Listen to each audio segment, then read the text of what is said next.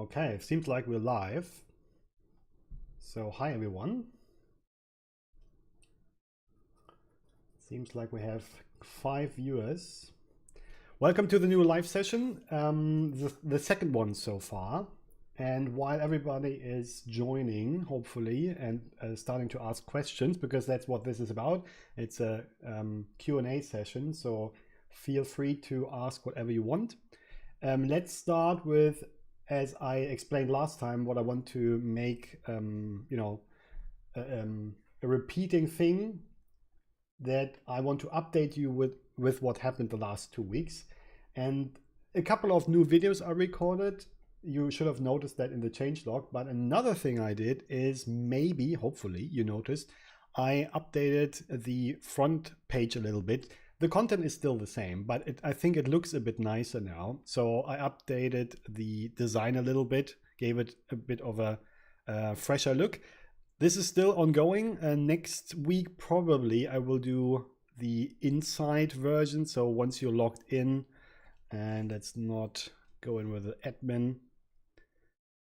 This part here will change a little bit, make it a bit, more up to date. By the way, what has changed the last couple of days is now you get a little orange dot on the changelog when something has changed and you haven't seen it yet.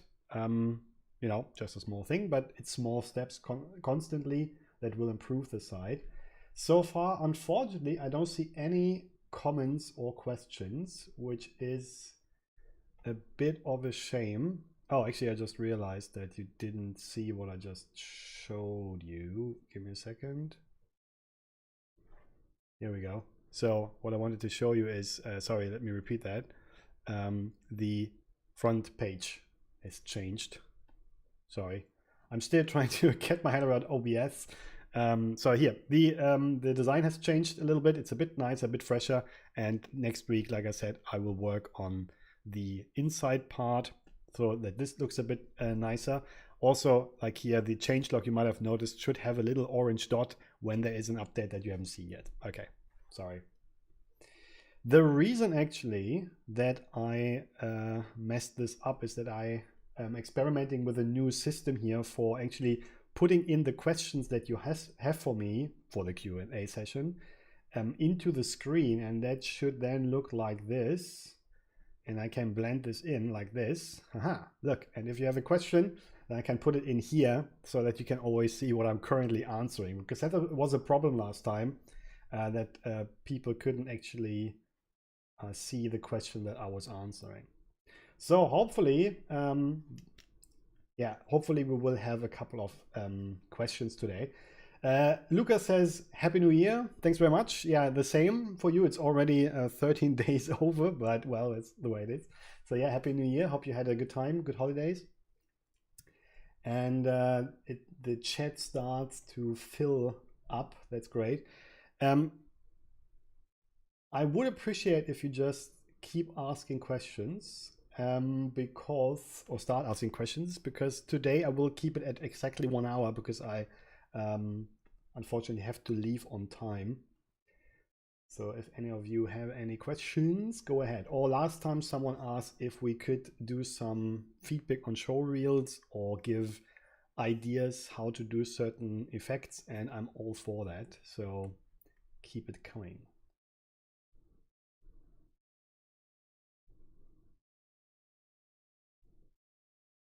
So I think what I could talk about in the meantime,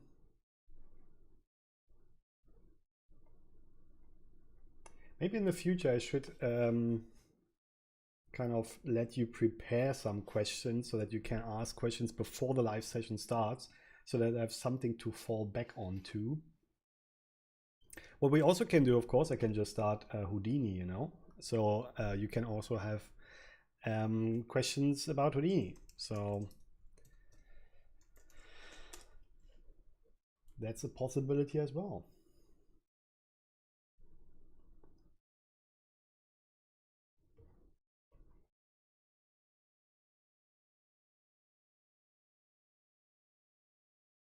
So AdPro Productions from LA, hi mate, asked about the what we talked about last time, that you would show me a VFX shot and I would talk about how I would approach this. That's absolutely possible. Just post it. And feedback on reads would be absolutely possible as well, Mohammed. So yeah, sure. Just share yours. Any question is welcome.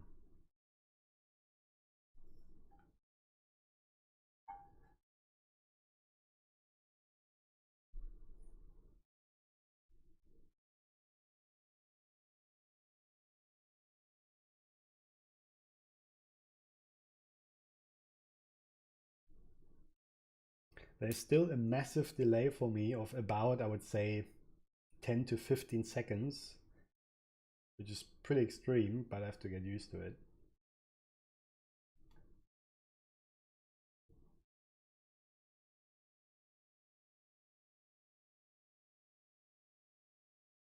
So if anyone could just ask one question or post any material, then at least I have something to fill the void with.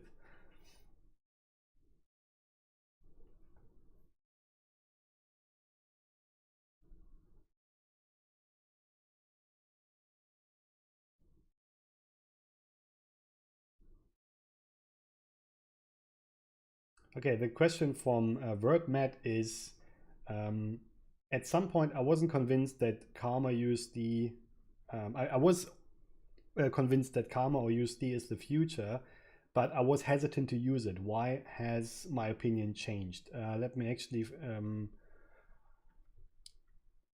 turn this into a question. 1 second, so that everybody knows what we're talking about. What changed your mind about USD Karma? So I would say the first thing, there you go. The first thing that obviously happened is that it became more stable. There's still a couple of things that I find absolutely annoying. So the overall workflow, how you for example, look at AOVs is horrible in my opinion. I would prefer if they would copy the render view, basically the functionalities, and I don't understand why that isn't an obvious choice. Or actually I can show you while talking about this.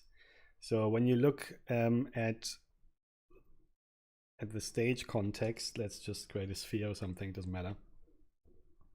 You can see here that when you're rendering, that I don't understand why there is no button to stop the rendering. Why do I have to go into the settings here to pause a render or to restart it? Why do I need to find those absolutely essential things in a menu? I don't understand that. It makes no sense to me.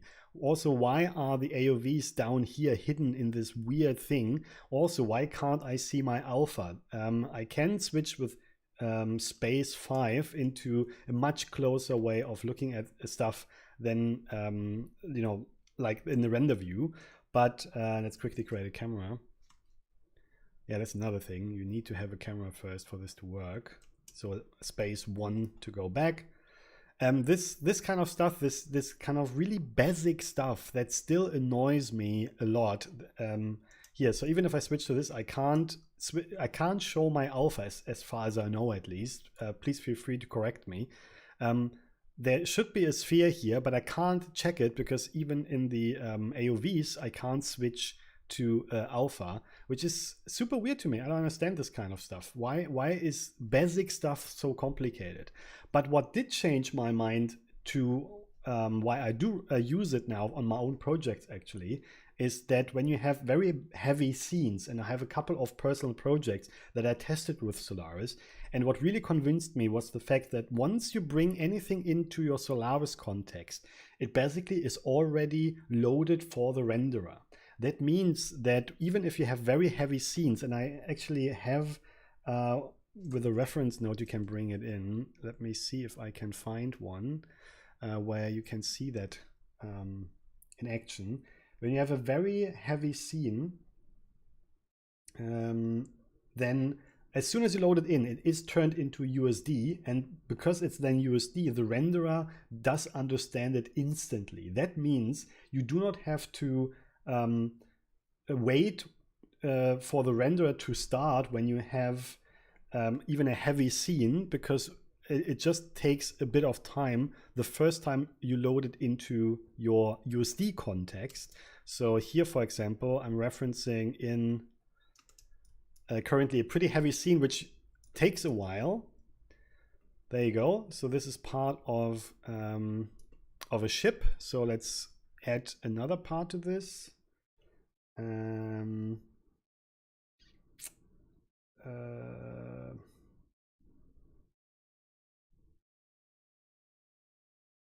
Yeah, this one, for example.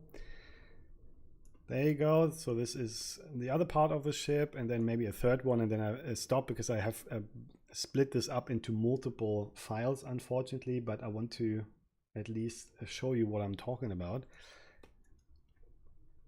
in a practical case where I actually was really surprised about USD. So while we're talking, it keeps loading the data in the background. And I think hopefully we can, yeah, and now that it's loaded, and that's the cool thing, it's not all, as you can see, there's stuff missing, but it's a pretty high detailed thing, but I don't want it to be orthographic. Give me a second. Why is that? Ugh, annoying. I think I pressed O. Yeah, down here.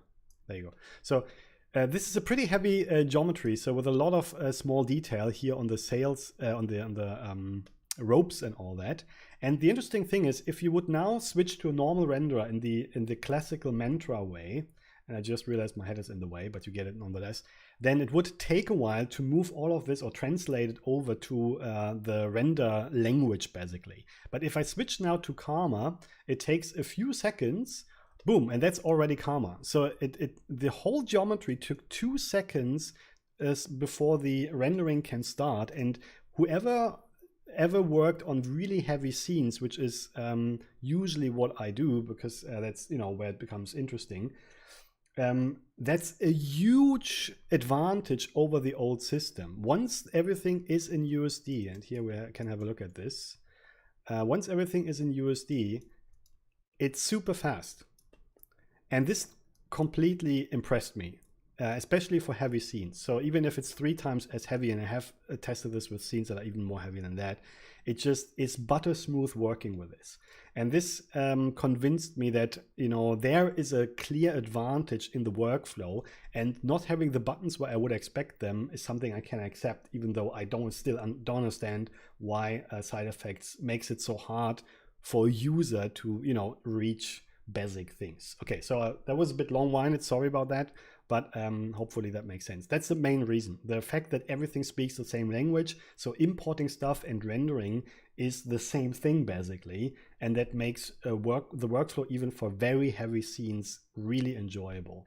Maybe actually I can, in the meantime, in the background, open a scene where you can see that on another project I'm working on right now, where it's pretty impressive as well. So that was a long winding answer for a simple question. Let's quickly make sure we answer other questions as well. So let's see. Reference is there is no, in my experience, not the best way of bringing stuff into Solaris in terms of where it is in the hierarchy. So it's not important that it's in my opinion, for a beginner at least, that it's a reference or what's it called? I can't remember. But what reference is useful for is to bring in USD files. So that's really something I can highly recommend. Cache your stuff out into USD files, especially when it's not simulations but geometry, and then bring it in as USD files into the Solaris context with a reference node.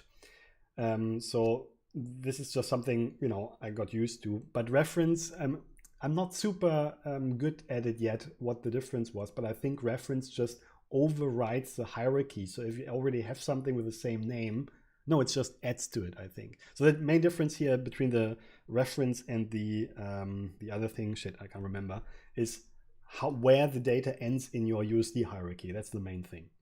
And there, in my opinion, there is no big difference in terms of speed or something. It's just the fact that you bring in USD files directly into the Solaris context and you don't read it from the SOP context. Mark Hogan asks,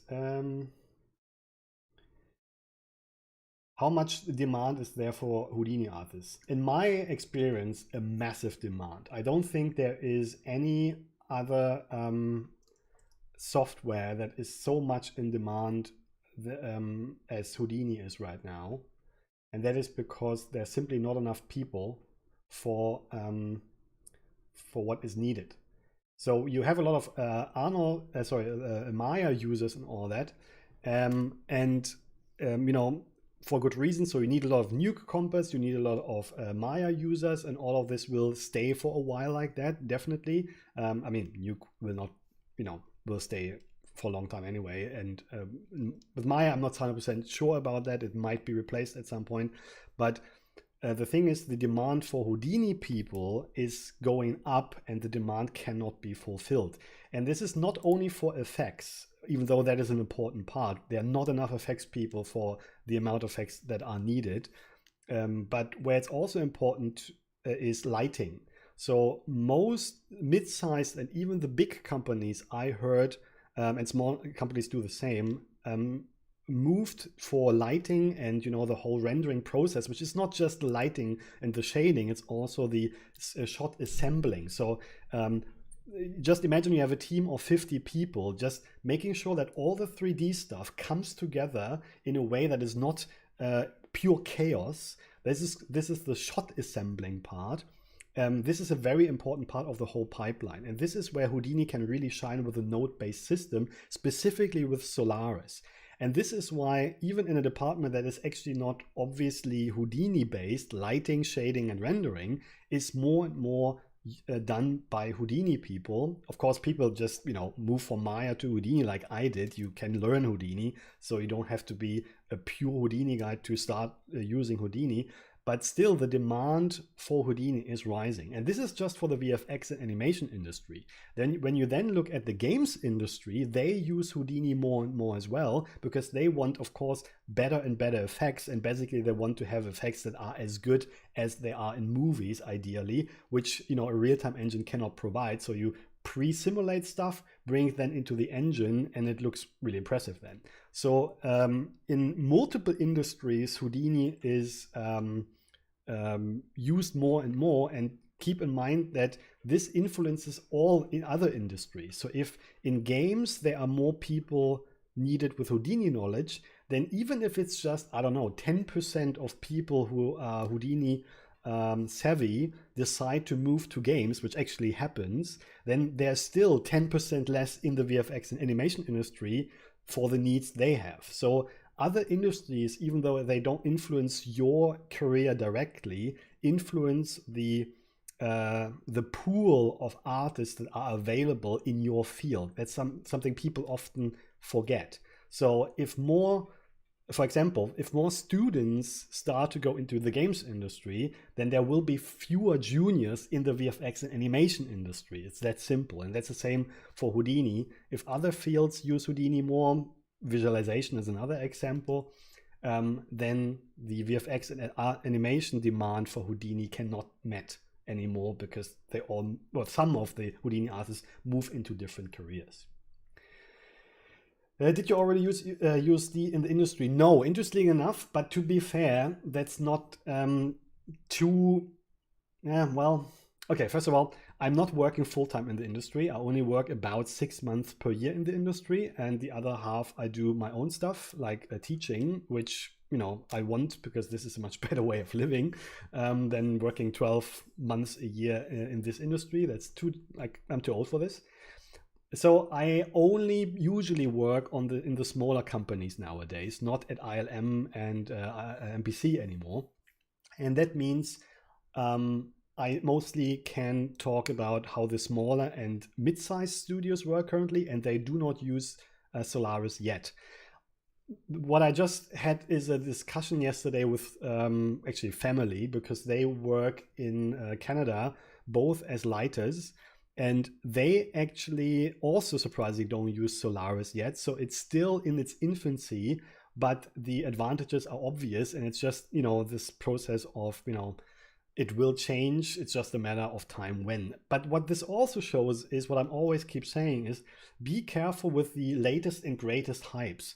It takes years before some technology that is, the latest thing in the internet actually makes it into everyday production in most of the studios. Houdini it took 10 years before Houdini actually took hold, and now Solaris, even though it's already out for 2 or 3 years, only now slowly becomes the standard. So all those things take forever, and this is why I'm always recommending being careful and relaxed about the latest, newest technology. You do not have to learn the latest and newest technology. You have plenty of time to learn it because the industry moves much slower than you think.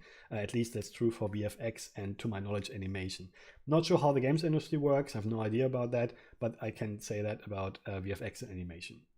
So this is why it takes a while. Like everything, every adoption I've seen in the last 15 years took much longer than people perceived it should take when you just look at what's the latest and greatest on the internet. But to answer the question fully, oh, I actually realized I didn't update my question. Sorry. I should be careful here with this.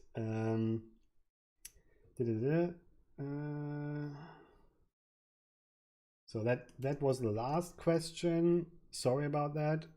And the question I want to answer, and to finish this off, I use USD for my personal projects, and there I learned a lot already, and I really do like it. I noticed that I'm switching now every time I render. I by default go into Solaris because the node-based system is great, the speed is great, and like I said, the reading in of data into the renderer before you see the first pixel is also very fast, and I can appreciate that a lot. Most studios effects people don't really do comping aside from slap comps. That is correct. Let me put that question in. I'm not sure why it's instantly updating now. I don't really comp.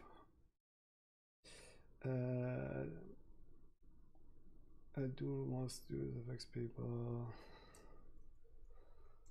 Not really composite with comps. I know this is a crude way of turning this into a question. Apologies, but I can't do it better now. So why is it instantly updating? Huh, shouldn't happen. Anyway, so thought that I have to. Anyway, so that's the question, and now I made it too small. Jesus, okay, I have to get better at this. I have to admit. Okay, now it's too long, doesn't matter. At least you can read it. So yeah, that's correct. I think it's absolutely helpful to understand the basics of Nuke because it helps you to design your shot. If you have an idea where this is going later on, the shot you're working on in terms of how it will look like, especially when you combine it with the plate you're working on, you sooner or later have to test it in front of your plate. And also second, you need to have a setup where you have an idea how the technicalities work. So I don't know, is my alpha channel all right? Or if I combine 3 AOVs, do I actually get what I expect to get out of this?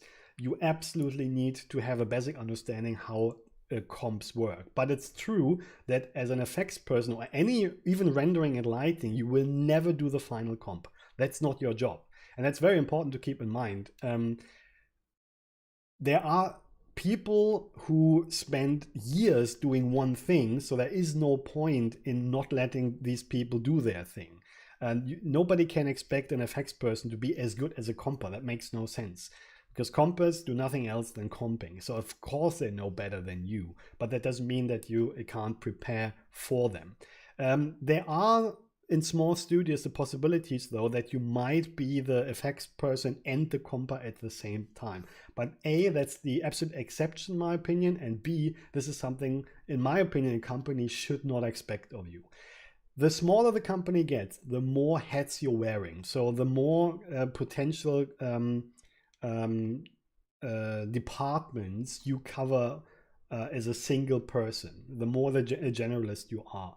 But in my opinion, it's always a good idea to be really, really good at one thing, because your career, in my experience, will be better when you concentrate on one speciality. And the more you do that, the more you will get into bigger studios, potentially earn more money. And then the bigger studios definitely have a policy of one person do his or her speciality, and everything else is done by other specialists. So in short, yes, the answer is yes, but of course exceptions exist. May I ask why you asked that question? Because because I feel like with magic comping is like half the process there. Yeah, that's true. I mean, sure, the shot will look better with the right comp, but again, it's just impossible to expect that a single person is really, really good at effects and also really, really good at comp. That's just too much to ask. Sure, those people exist, but it's just a matter of practicality. So if you you will see that if you give a shot to a really good effects person, a really good lighting person, and a really good compa as a team, the result will be never be beaten by a single person who tries to do all of the three by themselves. I mean, those, you know, superheroes exist, but usually that doesn't work. And this is why the industry realized, okay, this is the better approach. And I also would recommend not trying to become the superhero, because you will already struggle keeping up with all the stuff you need to learn and getting better at what you do best. This will already take you years to become a specialist in that. If you put on top 2 other departments, I mean, I'm not sure how you guys operate, but I would go insane. I would simply not be able to sleep anymore, because I would have to learn so many things and I would have to do so many things. I can barely do what I'm doing now with the time I have. I'm struggling with time management already. So it's simply a matter of practicality. And keep in mind, the end result is always quality. At least that should be the result. And not necessarily to save money. That's another misconception. If you can get something cheaper with the same quality, everybody's for it. But first thing is quality, and this is what companies then can ask the money for, not to get something, but to get something good. And the higher the quality, the higher the income of the companies. Okay.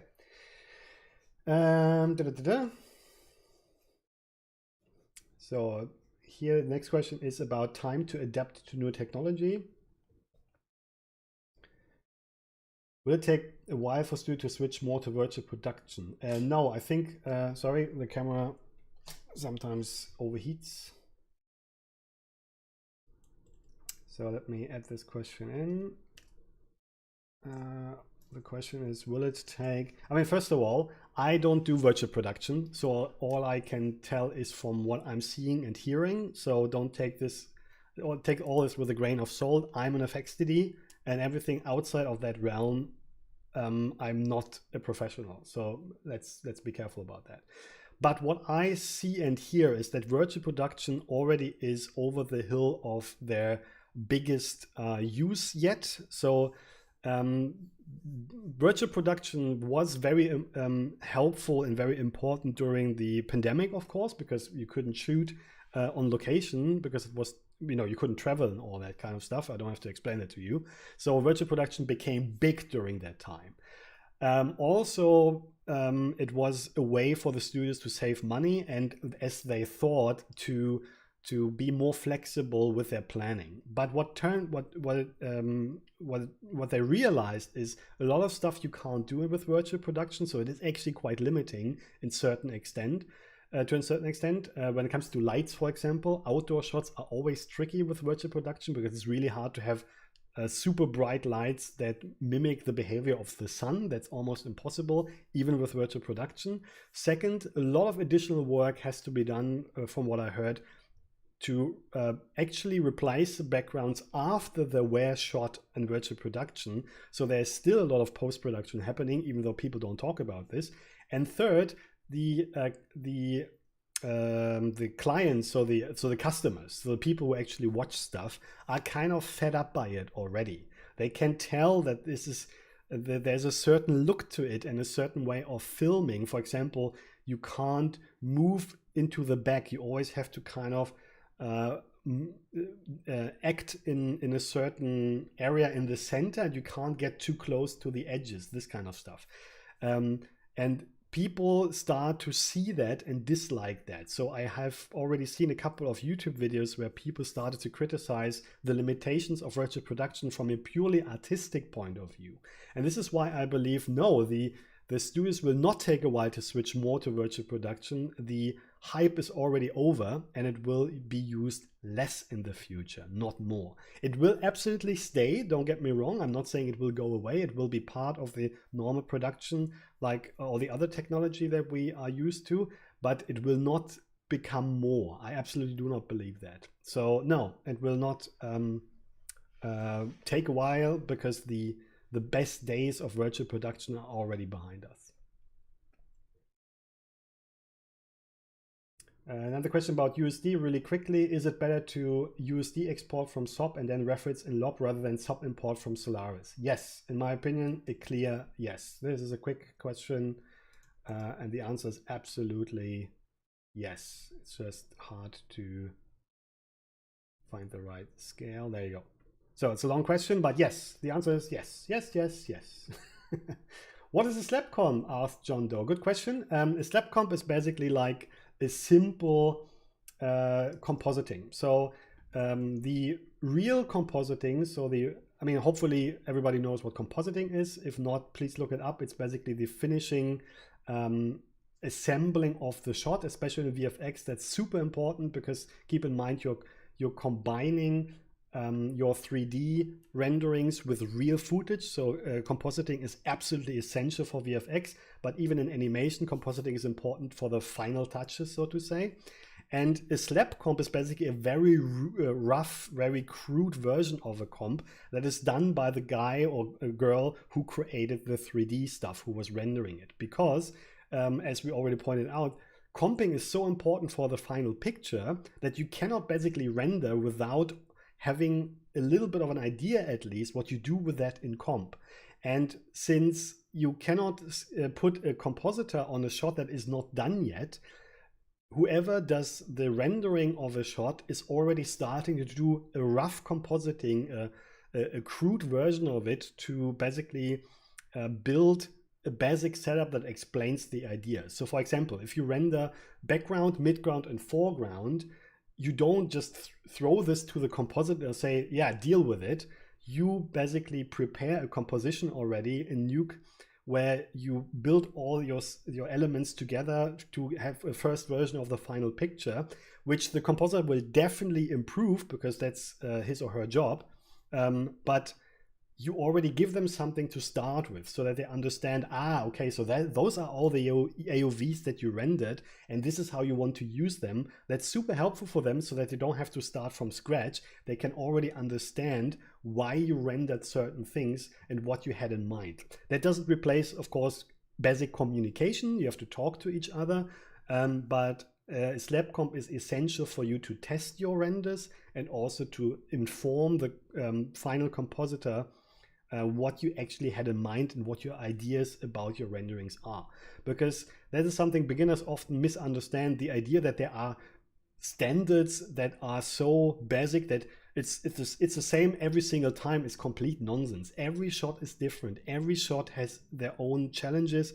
Every shot is done in a different way. That means you have to kind of come up with a solution and a workflow, which of course is based on experience, so it's not completely different every single time, but it's you have to think about it every single time and come to a working setup for that particular shot. So you cannot assume that you just throw your renders at a compositor and they can deal with this no matter what. You have to help them out a little bit, explaining what your idea behind it is.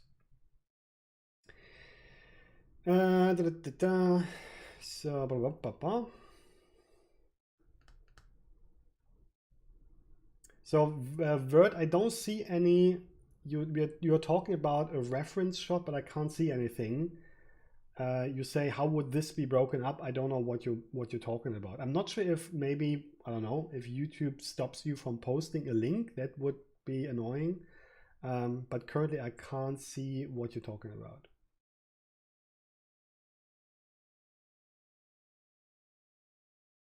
The favorite project I worked on, let me quickly put this on. What was your favorite project? I can actually answer that, and surprisingly, it's neither a TV series. Oh, well, to be fair, Witcher 3 was pretty good. Witcher 3 was fun, but it wasn't as good as the one that I'm going to show you. My favorite so far was actually a commercial for Heineken. And I did this with NPC Advertising London, and they even made a making of because it was pretty cool. So that's actually a great question, because I can actually show you. Actually, let me quickly search on YouTube. I think that's better. Yeah. I know. Okay. It doesn't matter.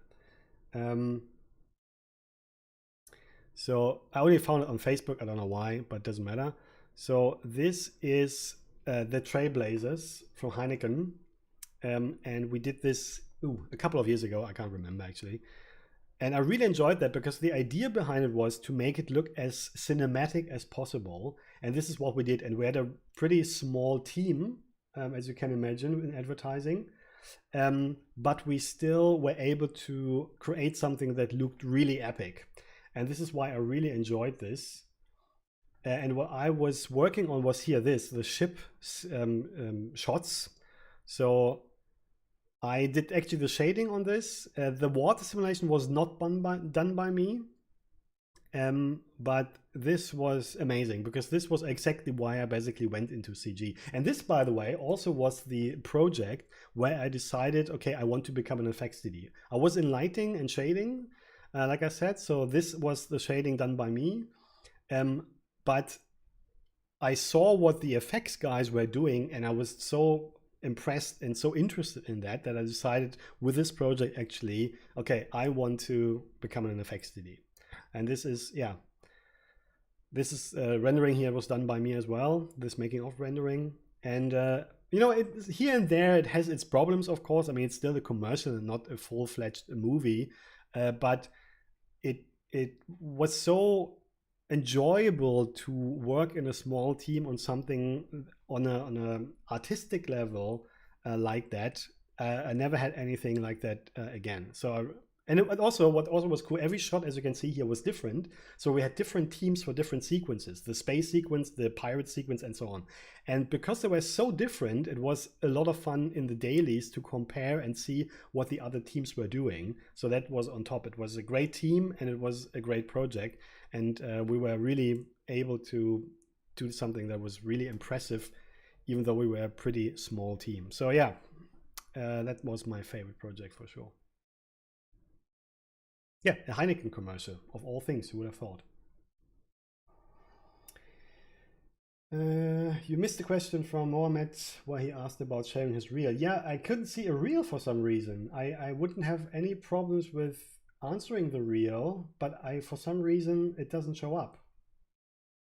I don't know where it is. I saw that he asked if I could give feedback, and I gladly would do that. Is it starting again? No, it's still running. No, it's still running. Yeah, that's quite a making of. But I can't. I don't know if it's me. Actually, let me switch maybe to the real session. Is it maybe visible there? I don't see any links, guys. I'm sorry. If I can click on anything, then I will do. Actually, let me test that. Can you post a YouTube link on in the YouTube comments? Yes, you can.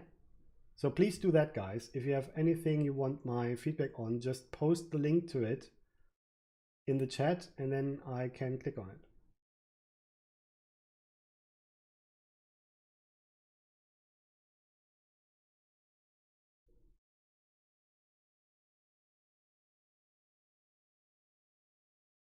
Or if the question is if I should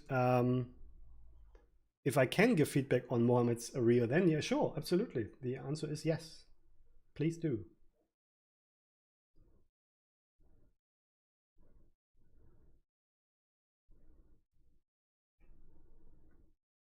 How big are effects teams in commercials usually? The size of the effects teams are actually pretty small.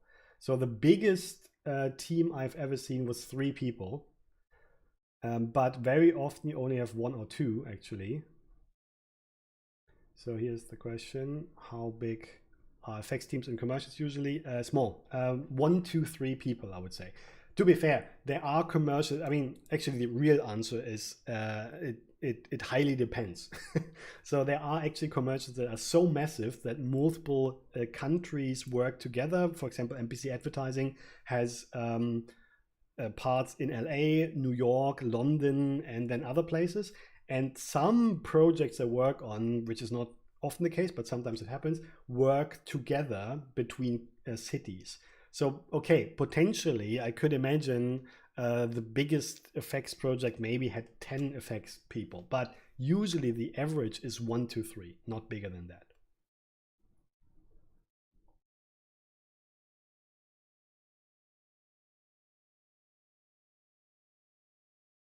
Oh, it seems like the link that I posted is also not visible now. That is weird. So it seems like you can't post links on in the YouTube channel? That's weird. Why? That's really strange. Okay. I did not expect that, guys. Sorry. I was assuming you could just post a link and then I click on it and we're all happy, but that doesn't seem to work. Weird. So, okay, so you see my link. Okay.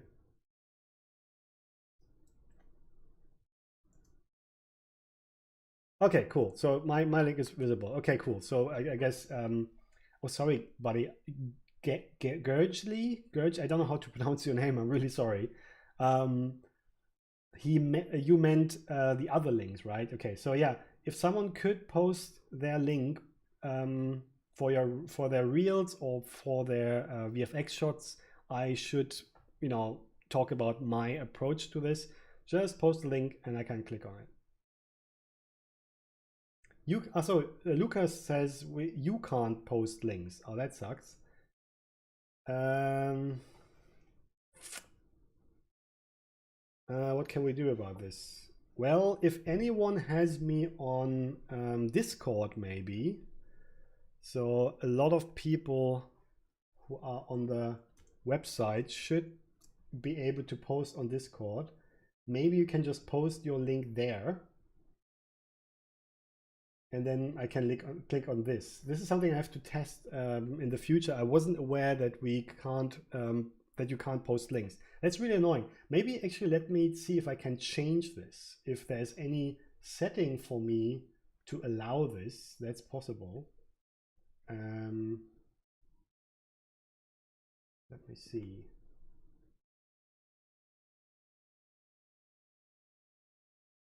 Here there are community settings. Let's see if that is anything to go by.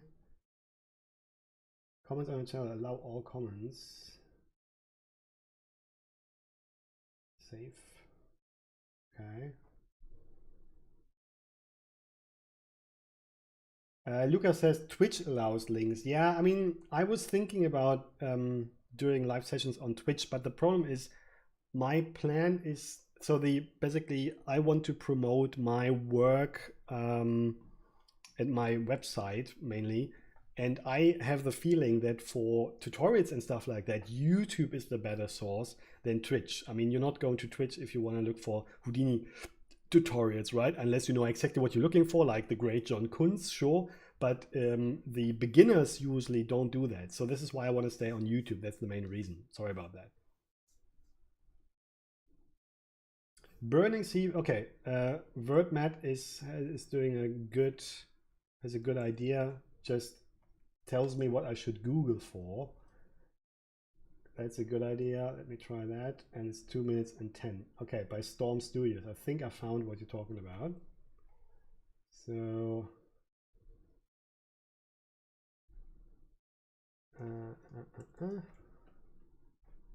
right here, yeah, okay. It's on Vimeo. Maybe that's the thing. Maybe you're not allowed to post Vimeo stuff on YouTube. That would be a bit of a dick move, but hey, I wouldn't be surprised. So let's try this. Sorry, guys, but I think I have it now. So I think this is what you guys were referring to.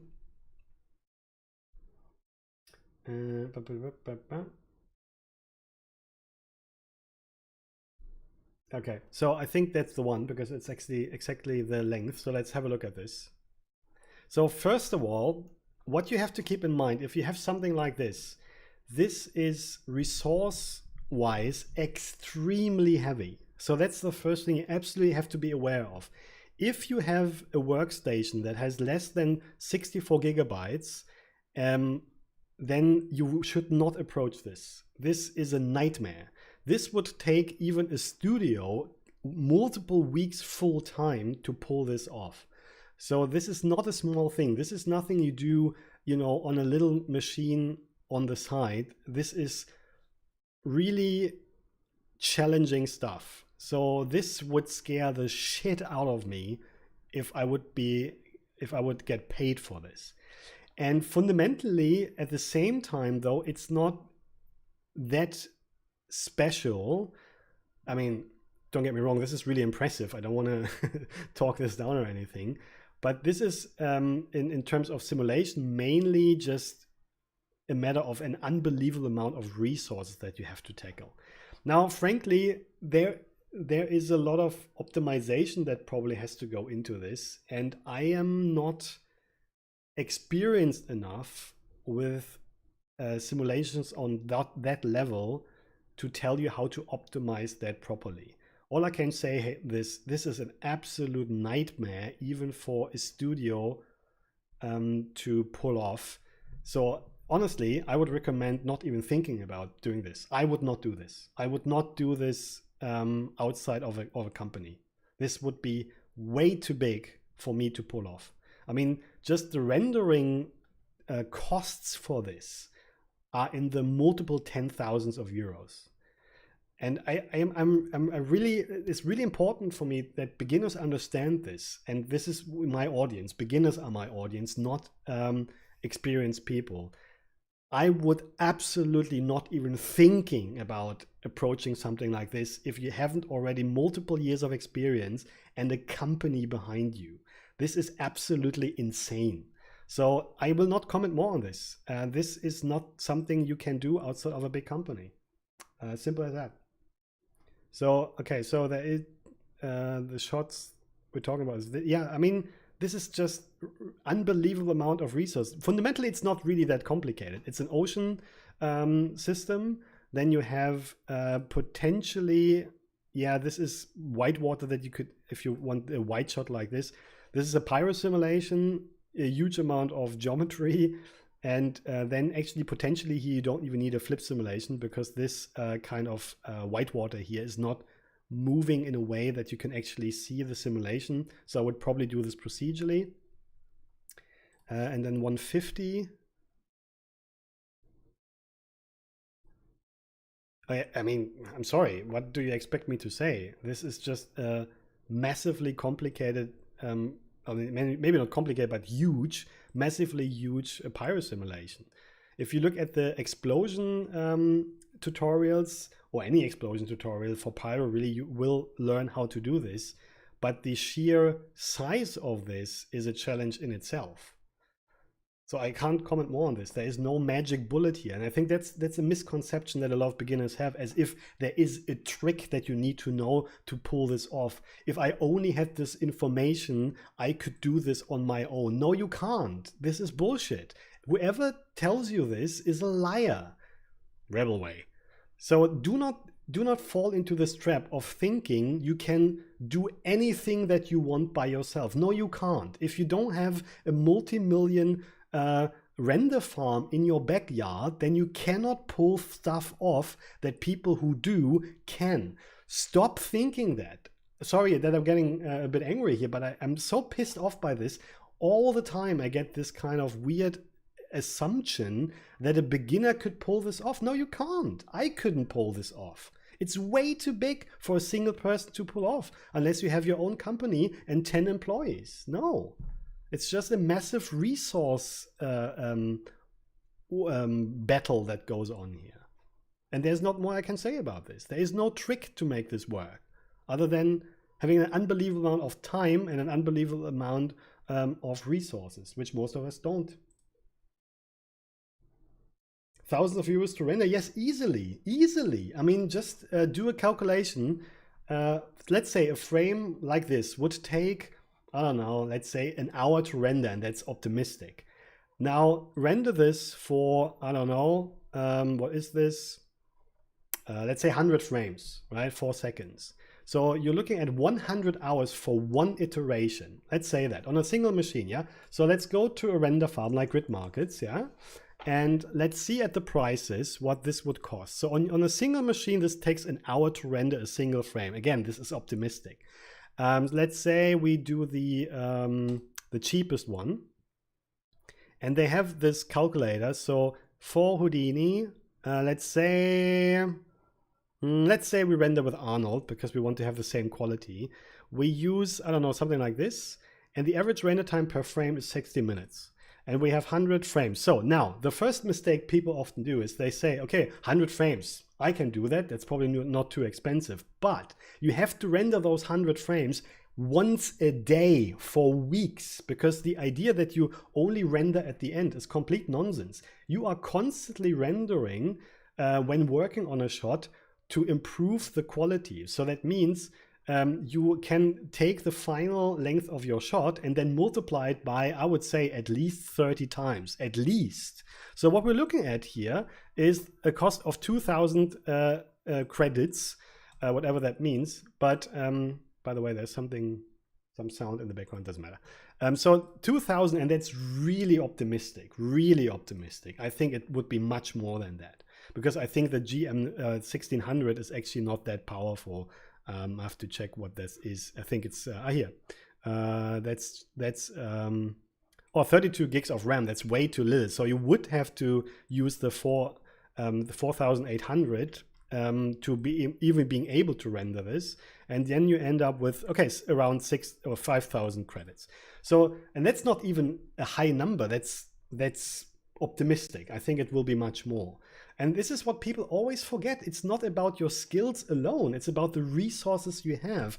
And I don't understand why people, I don't know where it comes from. I think the internet is very bad at explaining what actually goes into these shots. It's always is shown as if everybody can do anything they want as long as they believe in themselves. But this is bullshit. What's involved in these kinds of things is highly complex, time-consuming, and expensive. So I will stop here because, yes, Lucas points out Chris is triggered. Yes, I am triggered because no, you can't do this by yourself unless you have half a year of time and 10,000 euros lying around. Otherwise, don't try it.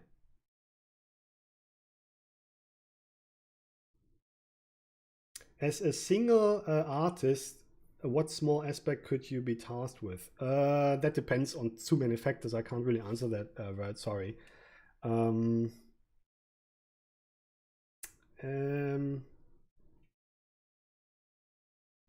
Let me turn this into a question. I can't answer this. This is too wide of a question, unfortunately. Where is it? There you go. So here we go. That's the question, and it looks horrible. Sorry. I try to get better at this. There you go. Okay. So as a single artist, basically, what's your job? There is no answer to that. It depends on the company, on your seniority level, on the project, on your supervisor. It can go from you only work on one shot to you work on 15 shots with 3 other people, to you only do R&D, you work 12 hours a day, you only work 6 hours a day. There's absolutely no generalization. that you can do here. It's like asking, okay, what is a chef cooking? Like that depends on too many factors. Unfortunately, you can't say. Yes, people, you can always, Farisa Prilio, I hope I pronounced this correctly. Can I send you my recent effects project to review? Well, not personally. We can do this here in the live session, but this is actually closing in 5 minutes. So we can do this at some point for sure, but maybe not.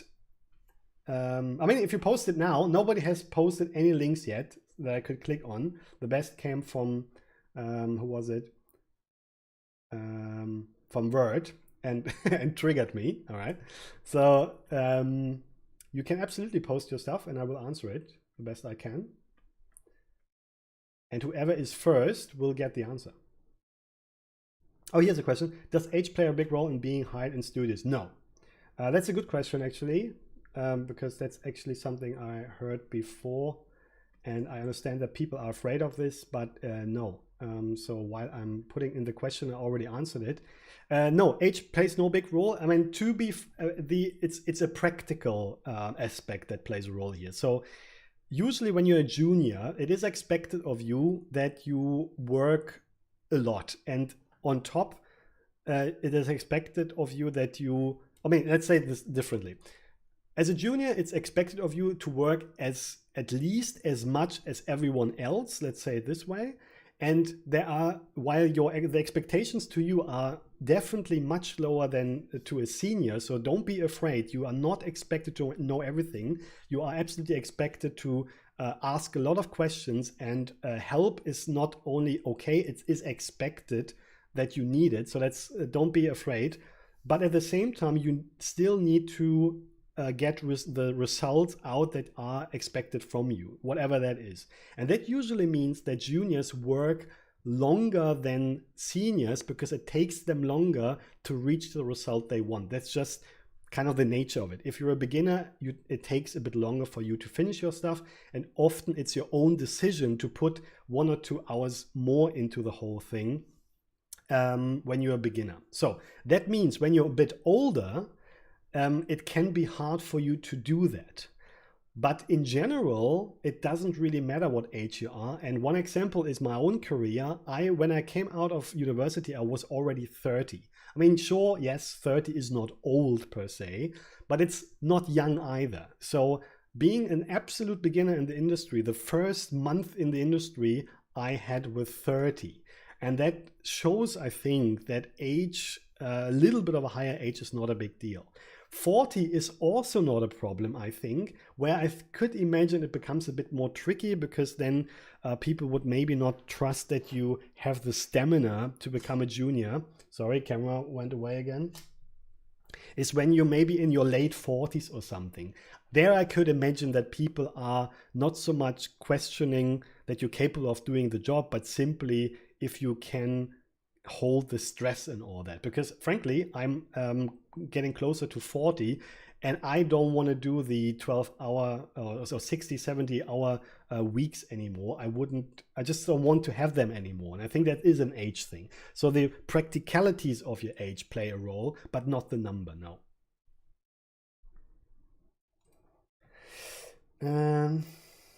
Do recruiters question you on the gap of time between projects for the real? No. Another good question, absolutely not. I never had any questions asked about the times I had between projects in general. Let me move that question into the box. There you go, and you can see it, I think. Hopefully, there you go. So no, in my experience, no. And I can say that especially because I'm a bit special in my situation. Like I said, I only work 6 months a year. Which is great, by the way.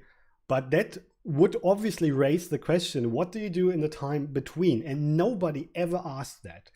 To be fair, it's easier to have those gaps when you're a senior, I assume. But generally, people are not like in other businesses where they kind of go through your life and want to know everything about you. Since this is still kind of an artistic industry and an industry of passion, I would say that means that a lot of people not only understand that you kind of live a different life than normal people, as in you need breaks in between, or that you want to experience life sometimes in a different way than a normal person that works 9 to 5. It's not only understood that you live like that, it's also sometimes appreciated, because it means if you, for example, travel a lot and you've seen things that potentially people understand, because keep in mind, people in this industry are like you. They understand how you tick usually. So they understand that every experience you get into yourself outside of the job is potentially helpful for you to become better at your job in terms of creativity, but also in terms of stress level. So no, absolutely, this is not a problem, and they do not ask that, so you can be relaxed about this. I never had a question in this direction in any form or shape in my whole career. So no.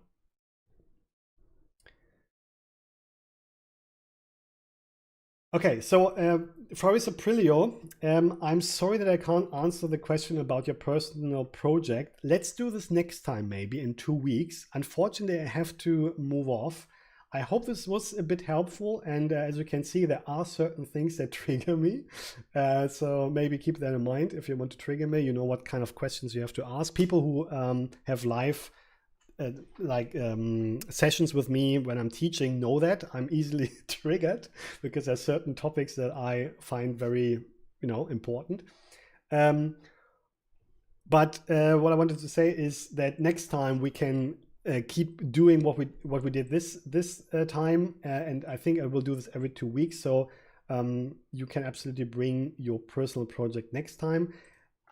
Keep in mind, guys, what you can see here, the sooner you ask your questions, the more likely you get an answer, because sometimes my answers are a bit long. So hopefully that was helpful. I have no idea. I'm just really sitting here and answering questions without any plans. So if this was helpful or not, you have to tell me. I really hope you have a nice weekend. Have fun with the website. If there are any more questions, feel free to ask them on Discord. Have a nice time, guys. See you hopefully in 2 weeks. Have a good one. Take care. Bye-bye.